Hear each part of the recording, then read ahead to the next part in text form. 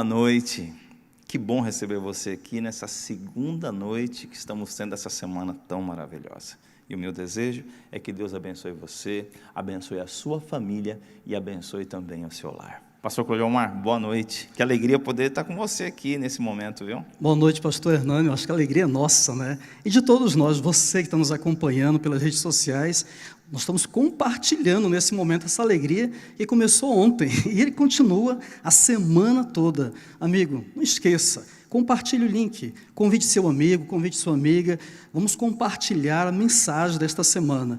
O evangelho vai ser pregado essa semana pelo pastor Adolfo, mas você e eu somos responsáveis também de compartilhar. Não é isso, pastor Hernani? É isso mesmo, pastor Claudio Omar. E eu digo a você o seguinte, se você está assistindo pelo YouTube e ainda não é inscrito no canal, se inscreva, ative as notificações, comente, coloque suas impressões. Mas pastor, eu nem sabia que tinha uma semana, então não perca o culto que foi feito ontem, o culto que foi apresentado ontem. Ele está aqui no acervo do canal da Igreja do NASP. E eu quero te fazer um pedido, durante a semana, tire uma foto da sua família assistindo e poste, marque lá, @IgrejaUNASP, para que possamos ver você. Agora você nos vê, mas nós queremos ver você também. Então você posta lá, marca a gente, para a gente poder ver sua família participando de tudo isso. Está combinado assim? O tema da semana é esperança para o tempo do fim. Veja, um tema atual, um tema que vai fazer muito sentido para a sua vida. Pastor Claudio Omar, e nós temos um tema cada dia. Qual o tema de hoje? Olha, o tema de hoje ele é fantástico. A guarda dos mandamentos de Deus. Qual é a relação da guarda dos mandamentos de Deus com esse tema da semana, a esperança, que está relacionada ao tema do fim? Te pergunto para você, você está curioso, quer saber mais? Estamos convidando você, não saia daqui, continue com a gente, logo, logo você vai saber um pouco mais sobre qual é a relação dos mandamentos de Deus com o tema, o fim dos tempos. Aguarde e segure aí. E tem mais uma coisa, pastor Claudio Omar, para as pessoas, de repente, elas estão passando um momento difícil no tempo do fim, e eu convido você a escrever aqui embaixo, colocar aqui seus pedidos, seus agradecimentos, colocar ali, compartilhar conosco suas tristezas, suas alegrias também, mas, de repente, você fala assim, mas pastor, vai ter alguém orando por nós? E se eu quiser fazer assim, um contato mais próximo com a igreja, pois eu quero estudar a palavra de Deus, quero ter um pouco mais de conhecimento? Pastor Claudio Omar vai trazer mais informações. Como é que a pessoa pode fazer isso, pastor? Olha, na descrição do vídeo, você desce, você vai encontrar na descrição do vídeo um link, igrejaunasp.org/oração. Aproveite e escreva seus pedidos de orações ali. Mas olha, se você também tem interesse de estudar a palavra de Deus e quer estudar e se aprofundar um pouco mais nesses temas a respeito do tempo do fim, quero te fazer um convite. Entre também no nosso link que se encontra na descrição do vídeo e estude a Bíblia e você será nosso convidado. Nesse momento, falando em pedido de oração, em momento de oração, eu quero convidar você também para um momento muito importante nessa semana, que é o momento de oração. E neste momento, eu gostaria de convidar o pastor Elias Brenha, um amigo nosso, para ele compartilhar e ter com você esse momento de oração intercessora. Pastor Elias, tudo bem? Tudo bem, boa noite, pastor. Boa noite, muito pastor. Obrigado. Que bom estarmos juntos nesse momento de oração e de intercessão. Todas as noites nós teremos essa oportunidade de colocarmos diante do Senhor as nossas necessidades. E eu quero trazer para você, todas as noites, uma reflexão bíblica para que esse momento seja muito significativo e a gente ore e coloque a nossa vida inteiramente a serviço do Senhor e à disposição do Espírito Santo. Hoje eu quero trazer para você Jeremias capítulo 29, versos 11, 12 e 13. O Senhor diz assim: eu é que sei que pensamentos tenho a vosso respeito, diz o Senhor, pensamentos de paz e não de mal, para vos dar o fim que desejais. Então me invocareis, passareis a orar a mim, e eu vos ouvirei. Buscar-me-eis e me achareis, quando me buscardes de todo o vosso coração. Que promessa extraordinária! Que promessa de graça e de misericórdia! Todas as vezes que nos colocamos diante do Senhor e oramos com confiança, com submissão, com humildade, o Senhor estará atento às nossas súplicas e às nossas necessidades. Eu não sei exatamente qual é a sua necessidade hoje. Eu não sei se você passa por um momento turbulento na sua vida familiar, na sua vida profissional, na sua vida emocional, mas uma coisa eu sei: quando nós oramos e suplicamos pela graça e pela misericórdia do Senhor, Ele com certeza nos ouvirá. E eu quero convidá-lo então nesse momento a fechar os olhos e quero colocar a sua vida diante do Senhor, colocá-lo diante do altar do Senhor nesta hora. Vamos orar. Querido Deus, querido Pai, obrigado, Senhor, pela certeza que temos de que o Senhor está atento às nossas súplicas. Obrigado pela certeza que a Tua palavra nos traz de que o Senhor está com os seus olhos abertos para cada um de nós, com os ouvidos abertos para ouvir a nossa súplica e com os braços estendidos para nos carregar nesses fortes braços de amor. Pai querido, com certeza estamos passando por momentos difíceis na história da humanidade. Estamos vivendo no tempo do fim, um tempo que exige de nós não apenas um conhecimento maior daquilo que a Tua palavra nos diz, mas sobretudo exige de nós um preparo e uma entrega maior para podermos passar por esses momentos de lutas, dificuldades e aflições. Queremos, Senhor, olhar para o futuro com esperança e queremos pedir que a Tua força esteja sobre nós, para que nada, Pai, nesse momento tão significativo da história da humanidade, nos abata, nos entristeça e nos faça desistir da nossa caminhada cristã. Então, Senhor, tome a nossa vida nas Tuas mãos, a nossa família, os nossos planos, os nossos sonhos, e que nessa noite, mais uma vez, ao ouvirmos a Tua palavra através do pastor Adolfo, que, Senhor, a nossa esperança seja reavivada, que a nossa fé seja fortalecida e que nada, Pai, que estejamos passando ou ainda tenhamos que enfrentar, que nada nos faça desistir da nossa caminhada ao lado de Jesus. Então, Pai, olhe para cada um que está nesse momento colocando a sua vida diante do Senhor. Atenta, Pai, para as necessidades deles e coloque sobre a vida deles, Senhor, a Tua graça e a Tua misericórdia. É com esse sentimento que nós humildemente oramos e o fazemos em nome de Jesus. Amém. Que Deus te abençoe, que você seja fortalecido na presença do Senhor nesta noite. Nós vamos ouvir uma música especial e ela com certeza preparará o nosso coração para a mensagem poderosa que nós receberemos mais uma noite, através da voz do nosso querido pastor Adolfo Soares. Que Deus te abençoe.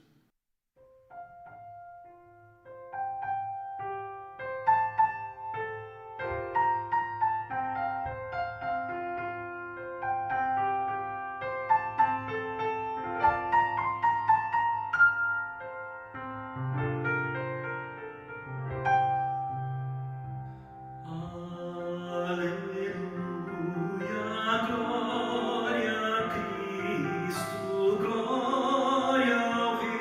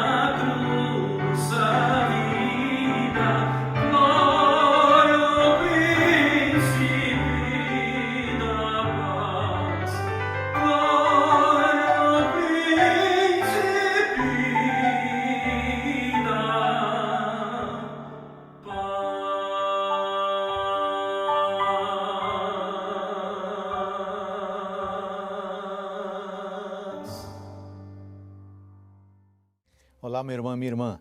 Este é o segundo sermão da série Esperança para o Tempo do Fim. São 8 sermões para tratar de temas diretamente relacionados ao povo da esperança, a Igreja Adventista do Sétimo Dia, sua origem, sua identidade, desafios e missão. Queremos que sua fé seja fortalecida, que sua esperança seja aquecida e em seu coração se manifeste um forte desejo de envolver-se ativamente na pregação do Evangelho. Afinal, o relógio profético está bem adiantado. Hoje eu quero falar da identidade do povo da esperança. Vamos ler Apocalipse capítulo 12, versículo 17. Apocalipse 12, 17. O dragão ficou irado com a mulher e foi travar guerra com o restante da descendência dela, ou seja, os que guardam os mandamentos de Deus e têm o testemunho de Jesus. Este texto deixa claro que o povo remanescente tem 2 características marcantes. Primeira, guardam os mandamentos de Deus. Segunda, tem o testemunho de Jesus. No sermão de hoje, vamos estudar a primeira característica e a segunda será estudada no próximo sermão. Eu quero fazer antes um esclarecimento da palavra mandamento. O versículo que lemos diz que o remanescente guarda os mandamentos. No grego é usado o substantivo entolê, que pode ser traduzido de maneiras diferentes como comando, ordem, mandamento, lei. No Novo Testamento, se refere às instruções ou mandamentos dados pelo povo, por Jesus ou por Deus. Além disso, poderia se referir a um único mandamento ou à lei de Deus como um todo. No Apocalipse, o termo entolê, mandamentos, é encontrado em apenas 2 passagens, cujo conteúdo é similar. Já lemos a primeira passagem, Apocalipse 12, 17. A segunda passagem é Apocalipse 14, 12, que diz o seguinte: aqui está a perseverança dos santos, os que guardam os mandamentos de Deus e a fé em Jesus. A expressão guardar os mandamentos é mencionada em ambos textos, sugerindo que essa ideia é particularmente significativa para João, além de ficar claro que os mandamentos são provenientes de Deus. Nós, adventistas do sétimo dia, sempre consideramos a expressão os mandamentos de Deus, de Apocalipse 12, 17 e 14, 12, como os 10 mandamentos de Êxodo 20. E temos razões claras para isso. Então agora eu quero mostrar para você menção aos 10 mandamentos em Apocalipse. É muito interessante observar que existem referências aos 10 mandamentos e uso de linguagem referente aos 10 mandamentos em vários textos do Apocalipse. Eu quero mencionar alguns exemplos. Vamos ler Apocalipse capítulo 9, versículos 20 e 21. Apocalipse capítulo 9, versículos 20 e 21. Diz assim: o resto da humanidade, isto é, aqueles que não foram mortos por esses flagelos, não se arrependeu das obras das suas mãos. Eles não deixaram de adorar os demônios e os ídolos de ouro, de prata, de bronze, de pedra e de madeira, que não podem ver, nem ouvir, nem andar. Também não se arrependeram dos seus homicídios, nem das suas feitiçarias, nem da sua imoralidade sexual, nem dos seus furtos. Eu queria que você observasse com muita atenção o seguinte: a expressão que nós lemos aqui, eles não deixaram de adorar os demônios e os ídolos, nos lembra o segundo mandamento, que diz: não faça para você imagem de escultura, não adore essas coisas, nem preste culto a elas. Êxodo 20, 4 e 5. A expressão também não se arrependeram dos seus homicídios nos lembra o quinto mandamento, que diz: não mate. Êxodo 20, 13.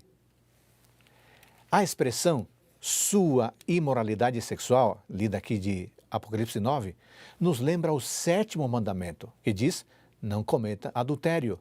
Êxodo capítulo 20, versículo 14.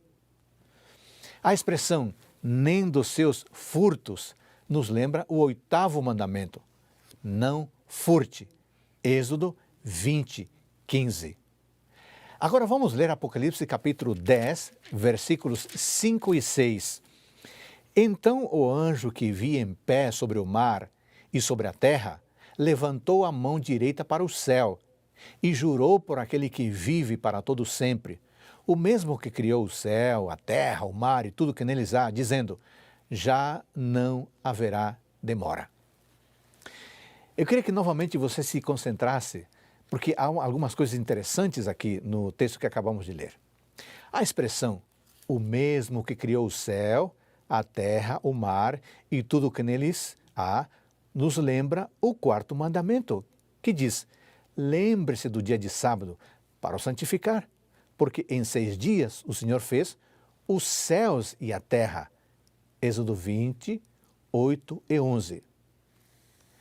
Vamos ler mais um texto mostrando como os mandamentos de Êxodo 20 aparecem direta ou indiretamente mencionados no livro de Apocalipse. Apocalipse capítulo 13, versículo 6, diz assim: a besta abriu a boca em blasfêmias contra Deus, para lhe difamar o nome e difamar o tabernáculo, a saber, os que habitam no céu. É claro que esse verso nos lembra o 3º mandamento, que diz: não tome o nome do Senhor seu Deus em vão. Êxodo capítulo 20, versículo 7. Mais um texto, Apocalipse capítulo 14, versículos 4 e 5. Estes são os que não se macularam com mulheres, porque são virgens. Eles seguem o Cordeiro por onde ele quer que ele vá.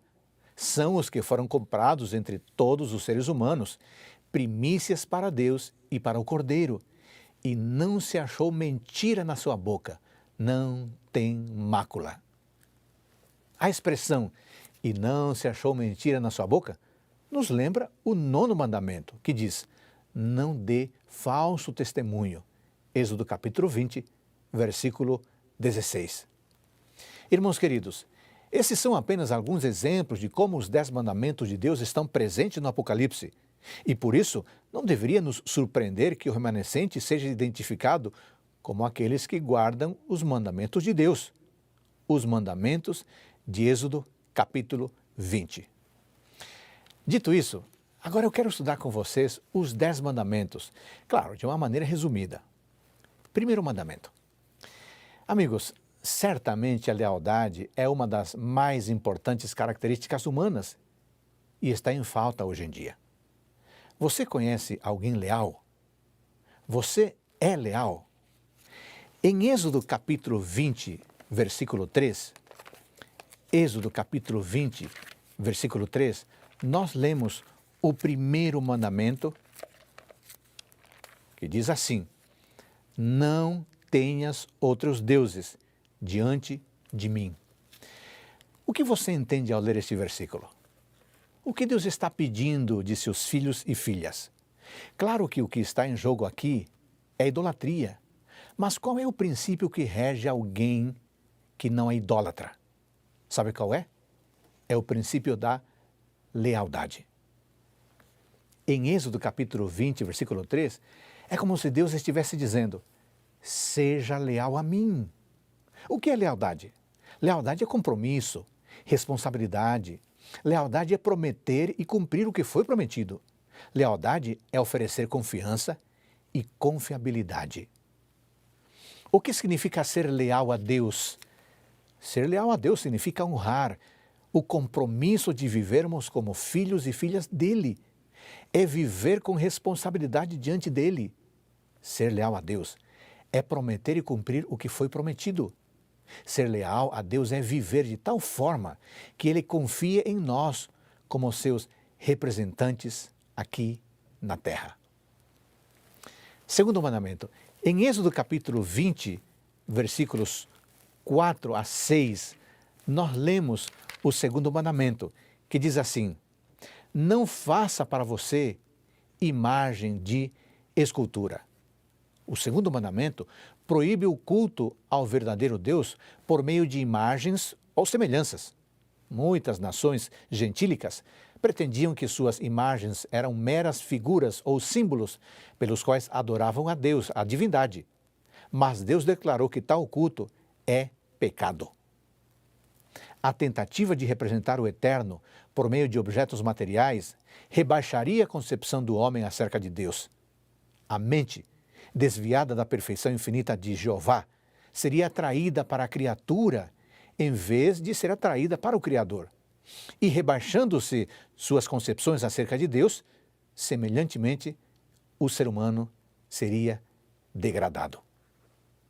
Aqueles que são casados e aqueles que têm namorado ou namorada sabem que lealdade no relacionamento é algo fundamental.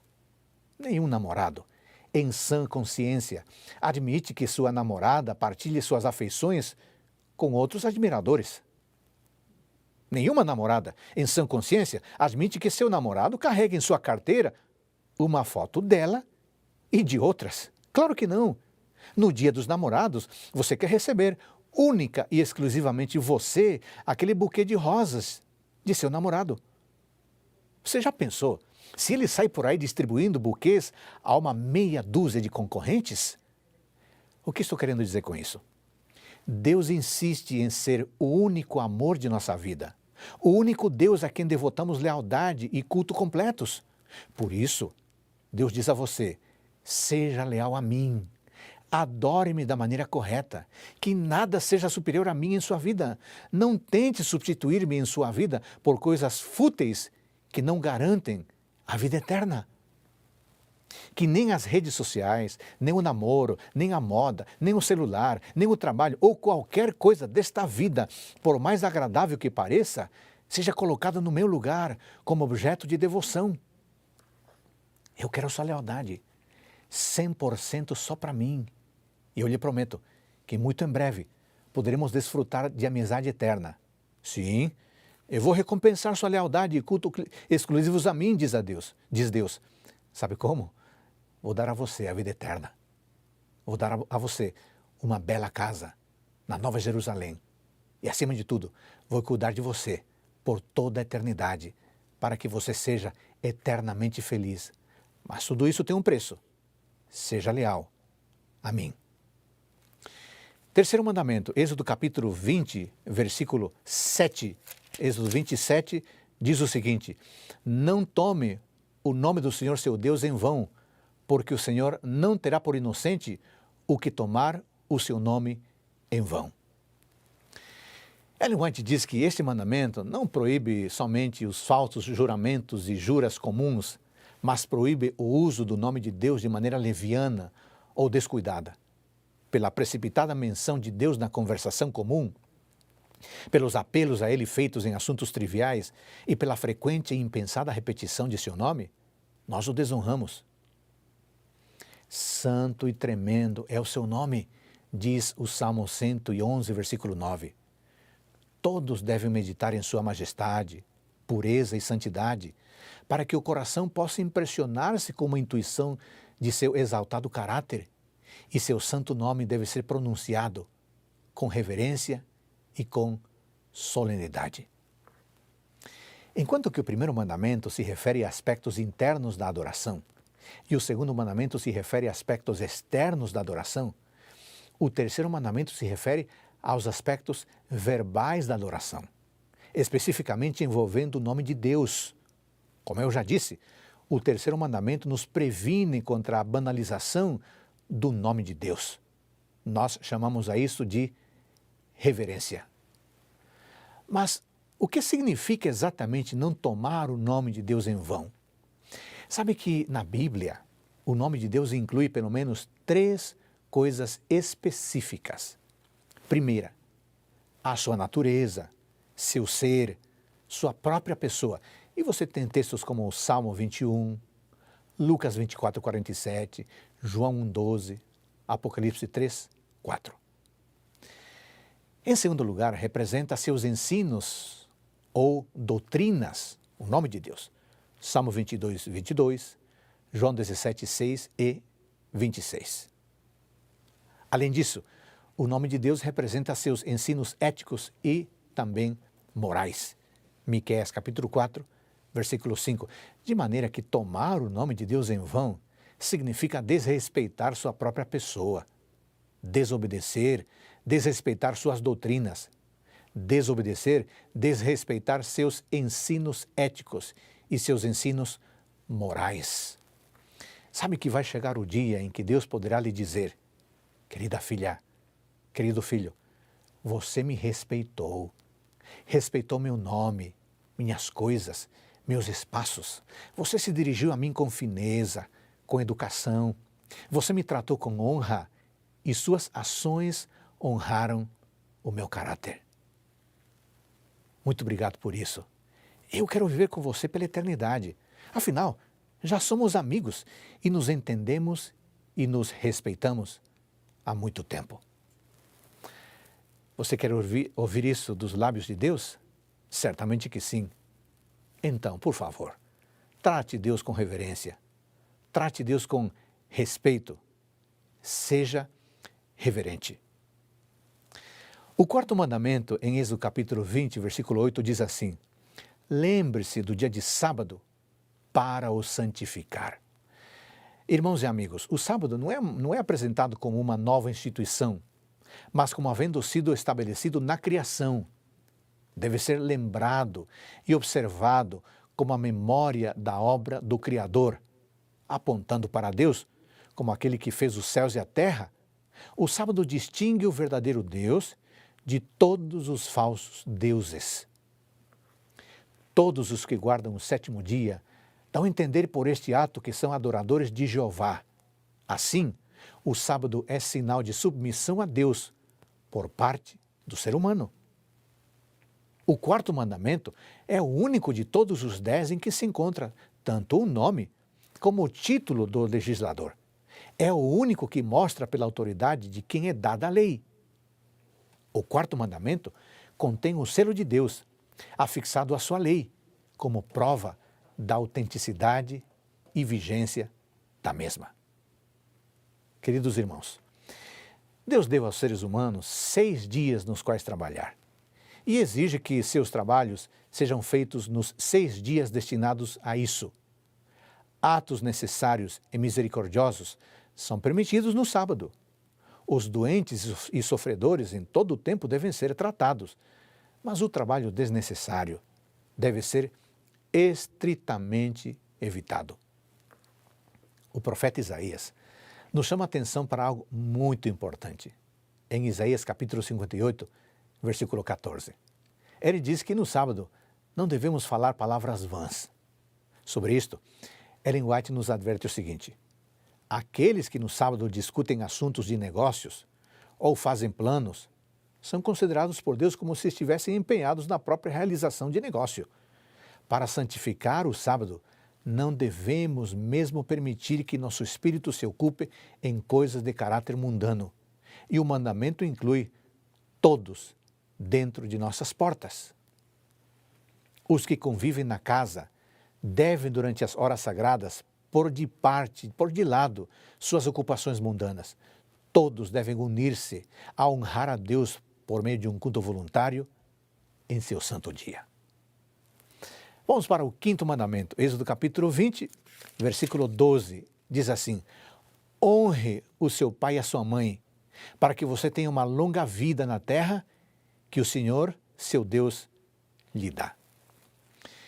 O relacionamento entre pais e filhos é universal, talvez o único relacionamento verdadeiramente universal, porque não são todos que se casam, e não são todos que namoram, e não são todos que chegam a ser pais, mas todos somos filhos e filhas, todos.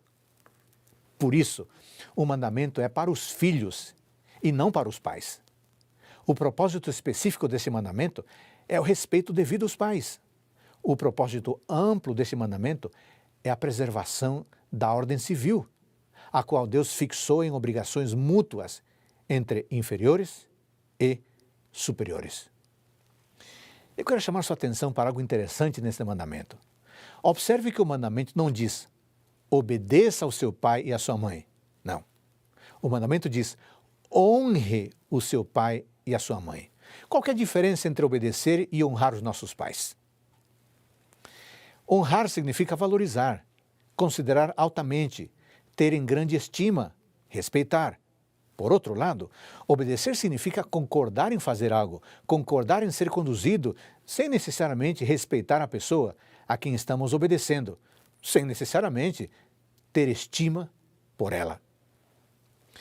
Um filho pode obedecer aos pais sem tê-los em alta consideração. Obedece por medo, por pressão, por obrigação. Podemos obedecer sem honrar, mas não podemos honrar sem obedecer. Honrar nossos pais, amigos, significa querer o bem deles, querer que eles se sintam bem e agir para que se sintam bem. Filhos e filhas, honrar os nossos pais significa ouvir os conselhos deles. Honrar os nossos pais significa falar bem deles, significa procurar maneiras de mostrar-lhes nosso apreço, o nosso respeito, a nossa admiração, o nosso amor, seja mediante uma mensagem de celular, um cartão, um presentinho, um telefonema, um abraço, um beijo, uma visita, uma declaração de amor. Querido filho, querida filha, deixa eu falar com você. Eu vou dizer sem medo de errar. Ninguém é plenamente feliz enquanto não acerta as contas com os pais. Ninguém. Você pode dizer, Pastor Adolfo, meus pais me prejudicaram. Meu pai foi um monstro. Meu pai foi ausente. Minha mãe nunca me deu atenção. Minha mãe nunca me acolheu. Talvez você tenha razão. Mas a questão não é se os seus pais fizeram algo de errado com você. A questão é que você precisa perdoar seus pais. Você precisa acertar as contas com o passado. E com Deus, você precisa curar a sua memória. Se não fizer isso, quem perde é você. Vamos para o sexto mandamento? Êxodo capítulo 20, versículo 13, diz: não mate. Os instintos de conspiração contra a vida, a semente do desrespeito pela vida, está incrustada em nossa natureza pecaminosa. Afinal, por que Deus proibiria a humanidade de cometer assassinato se Ele soubesse que algumas pessoas estariam livres de cometer assassinato? Não faz sentido. O sexto mandamento nos diz: não importa o seu tamanho, não importa se você é um tigre feroz ou um indefeso gatinho. Lá no fundo, você é um assassino em potencial. Por isso, não mate. O sexto mandamento proíbe o assassinato. E a palavra aqui usada aponta para uma ação premeditada e intencional. Por isso, o sentido do mandamento no original hebraico é: não assassinarás. Este mandamento ecoa o valor universal da integridade física do ser humano. A mais valiosa possessão do ser humano é a sua própria vida. O crime mais aterrador é roubar a vida. Ao proibir o assassinato, Deus nos ensina que Ele detesta a raiz do assassinato. E qual que é a raiz do assassinato? Inveja, ódio, raiva, desejo de vingança. Porque se esses sentimentos não existissem, certamente ninguém mataria alguém. Esses sentimentos nos levam à desvalorização da vida do outro e à consequente supervalorização da nossa vida, e assim nos tornamos assassinos em potencial. O recado de Deus para nós pode ser entendido assim: meu filho, minha filha, minhas exigências são altíssimas, porque na minha futura pátria eu quero pessoas leais, obedientes, respeitosas. Eu quero pessoas maduras. Eu sei que respeitar a vida do jeito que eu quero é quase impossível, humanamente impossível, mas você pode contar com a minha ajuda. Eu lhe dou o Espírito Santo, que vai transformar suas atitudes, permitindo ações cada vez mais responsáveis. Você verá que no final das contas, quem ganha é você. E veja, você não precisa ter a paciência de Gandhi, o autocontrole do apóstolo Paulo, a fé de Billy Graham, a consciência limpa de Lutero, a consagração de Madre Teresa ou a disposição de Ellen White. Não. Você apenas precisa dar um passo em minha direção. O resto é comigo. Eu posso ajudar você a respeitar a vida. Vamos para o 7º mandamento? Êxodo 20:14 diz assim: não cometa adultério. Este mandamento proíbe não somente atos de impureza, mas também pensamentos e desejos sensuais ou qualquer prática com a tendência de excitar os sentidos. A pureza é exigida não somente na vida exterior, mas nos intuitos e emoções secretos do coração.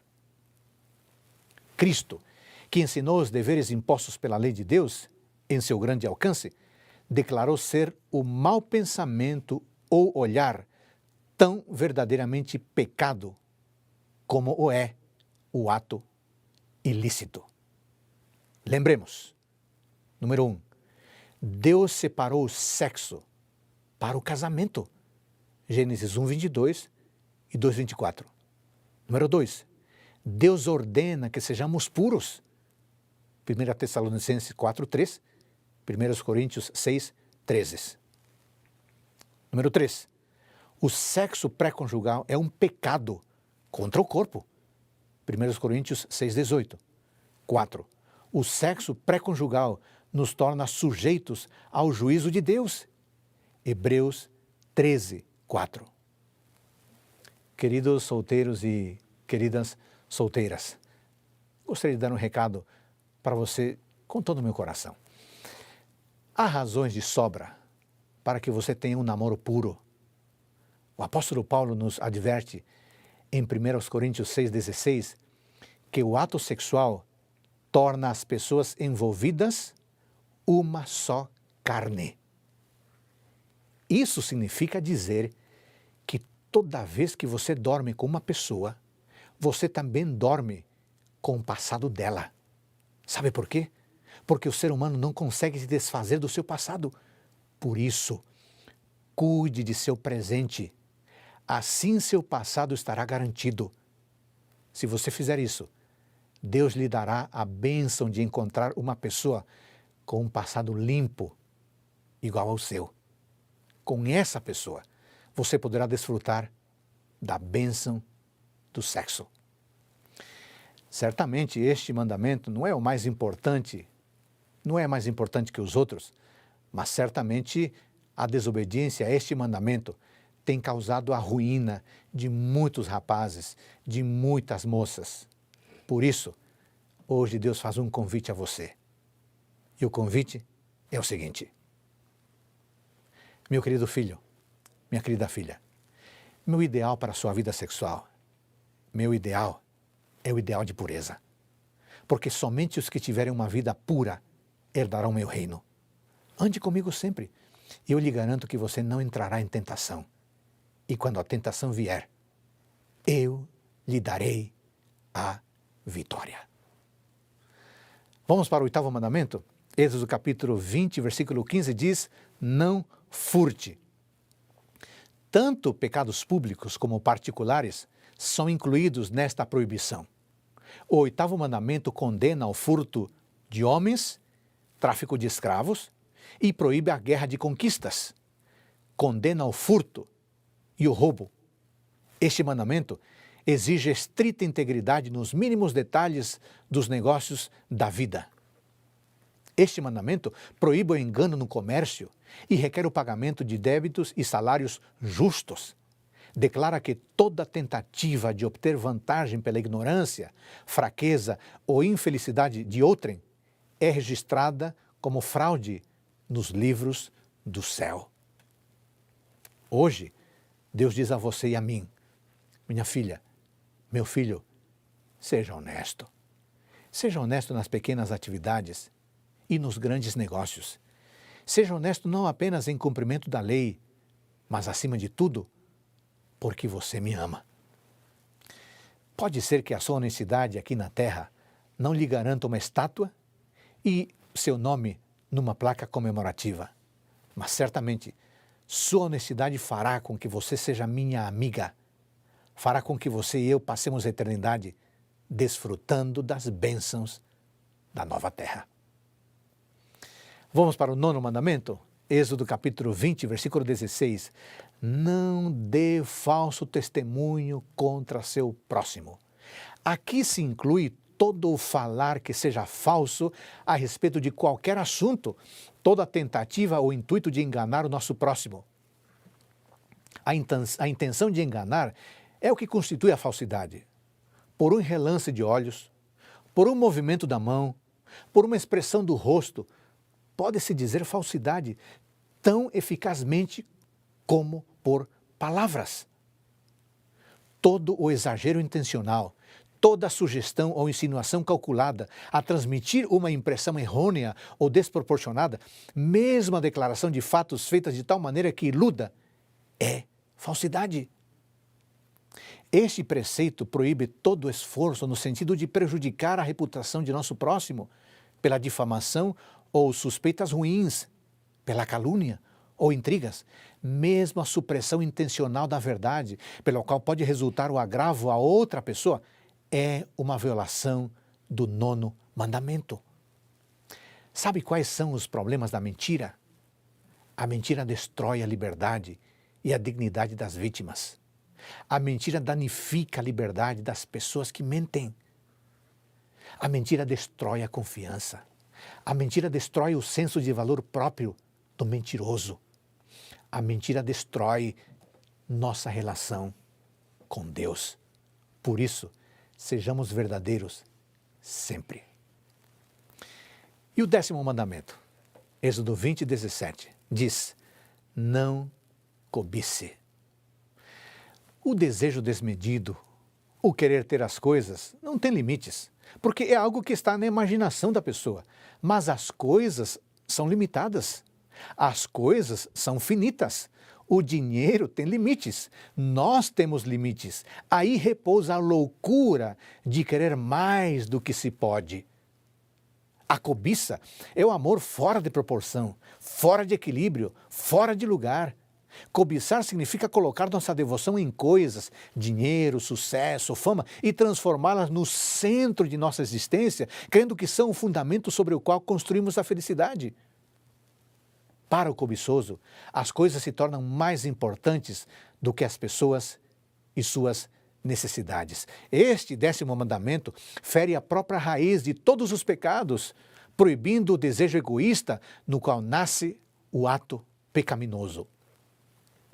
Aquele que, em obediência à lei de Deus, se abstém de condescender mesmo com o desejo pecaminoso daquilo que pertence ao outro, não será culpado de um ato mau para com seus semelhantes.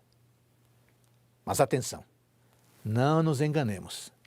A cobiça não é essencialmente uma questão de pobreza ou de riqueza. Não.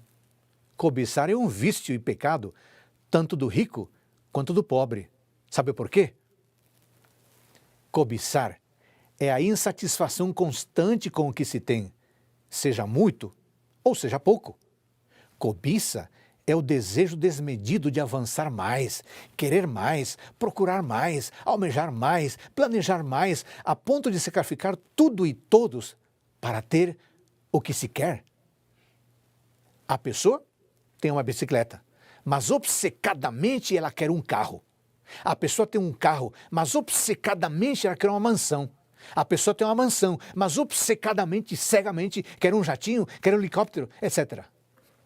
Na cobiça, o problema não é ter muito ou ter pouco. O problema é a constante insatisfação com o que se tem, o que provoca um senso de constante infelicidade. O apóstolo Paulo nos aconselha que a vida de vocês seja isenta de avareza. Contentem-se com as coisas que vocês têm, porque Deus disse: de maneira alguma deixarei você, nunca jamais o abandonarei. Hebreus 13, 5. Sabe que esse verso de Hebreus 13, 5 nos leva a afirmar, sem medo de errar, que a cobiça e o descontentamento é um problema teológico. Por quê? Cobiçar é duvidar da capacidade de Deus nos sustentar. Cobiçar é duvidar de que Deus, ao seu tempo e ao seu modo, nos dará o que precisamos, mas nem sempre nos dará o que desejamos.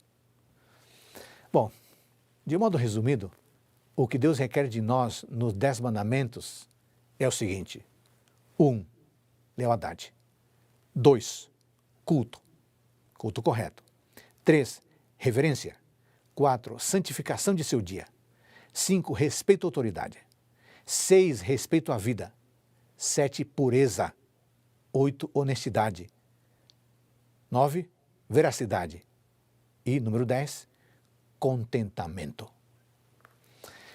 Algumas pessoas dizem assim: não, pastor Adolfo, você está exagerando muito. O que importa diante de Deus é a minha sinceridade. O que importa é a minha boa intenção. Irmão, irmã, isso não é verdade. Isso não é correto.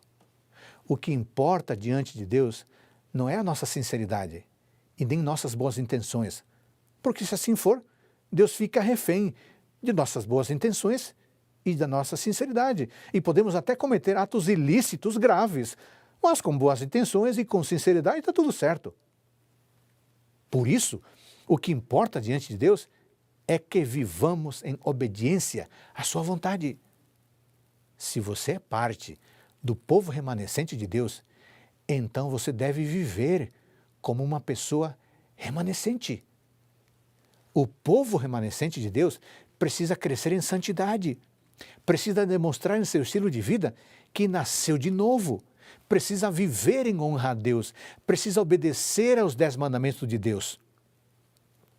Apocalipse 12, 17 diz: o dragão ficou irado com a mulher e foi travar guerra com o restante da descendência dela, ou seja, os que guardam os mandamentos de Deus e têm o testemunho de Jesus.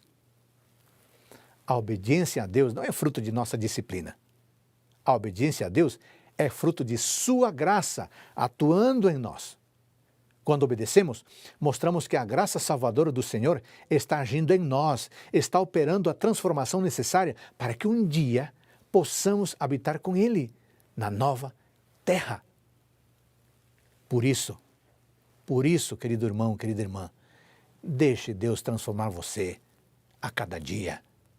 Não viva segundo a sua sinceridade, não viva segundo as suas boas intenções, viva segundo a vontade de Deus, porque esta é a nossa identidade. Que pela graça do Pai Celestial, pelo poder do Espírito Santo, pelo poder transformador do Espírito Santo e com a bênção de Jesus Cristo, você e eu sejamos fiéis aos mandamentos do nosso Deus. Que o nosso Pai Todo-Poderoso abençoe você.